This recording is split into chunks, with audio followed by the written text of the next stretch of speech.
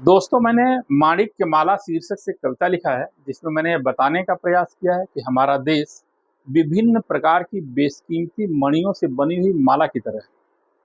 इसमें रहने वाला हर व्यक्ति, चाहे वो किसी भी जाति और धर्म को मानने वाला हो, इस माला में जड़ी हुई अनमोल कड़ी की तरह है। सबने मिलकर इस देश को सजाया और संवारा है। कविता को सुने, इसमें छिपे हुए संदेश को समझें, वीडियो को लाइक करके हमारा उत्साहवर्धन करें तथा चैनल को सब्सक्राइब करें, जिससे हमारे आने वाली वीडियो के बारे में आपको सूचना मिलती रहे। सुने। कृष्ण पक्ष की स्याह निशा, घनघोर अंधेरा छाया था। चांदनी पर विजय प्राप्त कर तमस राज अब आया था। तारों को छोड़ गगन वन में, चंदा तो कहीं विदेश गए। चिट्ठी पाती आती ही नहीं, संदेश विभिन्न आदेश भय। तृतीय पहर में रजनी के, छटा गगन की निखरी है। जगमग तारे चमके मानो, माला से मोती बिखरी है। चंदा की अनुपस्थित में प्रकृति ने व्योम सजाया है। काली चादर पर मानो मणि माणिक्य बिछाया है। तरह तरह के रत्नों से एक अद्भुत आभा आती है।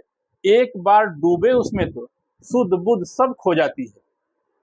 छत के ऊपर बैठा मैं, नैसर्गिक छटा में खोया था। सोच रहा इन रत्नों को प्रकृति ने कैसे पिरोया था। गगन सैर करते करते नजर अचानक थम गई। अद्भुत घटना देख व्योम में सांसें मेरी थम गई। एक चमकीला तारा नभ से धरा और चलता आता। ज्यों-ज्यों तारा आगे आता, प्रकाश पुंज बढ़ता जाता। आंखें मेरी बंद हुई, हृदय धड़का, जी सन्न हुआ। नयन मूंद दोनों हाथों से मैं तुरंत धरा आसन्न हुआ। एक अलौकिक देव छवि मेरे सम्मुख ही प्रकट हुआ। ऐसी मूरत देख समक्ष विश्वास करना अति विकट हुआ। हीरा मोती मणि माणिक्य से पूरा बदन था भरा हुआ। जगमग जगमग देख चमक, मेरा मन बगिया हरा हुआ। हीरक चमक से छत पर अलौकिक आभा बिखर गई। तारों के मध्यम आभा में प्रभावी प्रभा भी निखर गई। तरह तरह के हीरे मोती की माला गले सुहाती थी। नीले हरे गुलाबी मणि से चमक अलग ही आती थी। बाहों के बाजू बंद से भी वैसी ही छटा उभरती थी। अंतरिक्ष के इस मूर्ति की सुंदरता और निखरती थी। नजर उठा देखा मैंने तो पीछे और हजारों साए थे। दिव्य मूर्ति के पीछे पीछे वे भी देवलोक से आए थे। किसी गले में क्रास झूलता, किसी के सर पर टोपी है,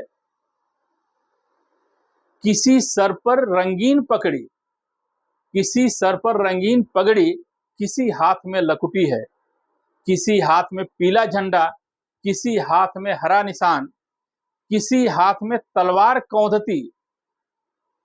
धोती डाला कोई किसान, लुंगी बांधे एक खड़ा है। दूजे का लंबा फेरन ऊनी है। भस्म लपेटे कोई खड़ा है, किसी ने खूब रमाई धुनी है। किसी गले ताबीज झूलती, किसी के सर निशान साहब।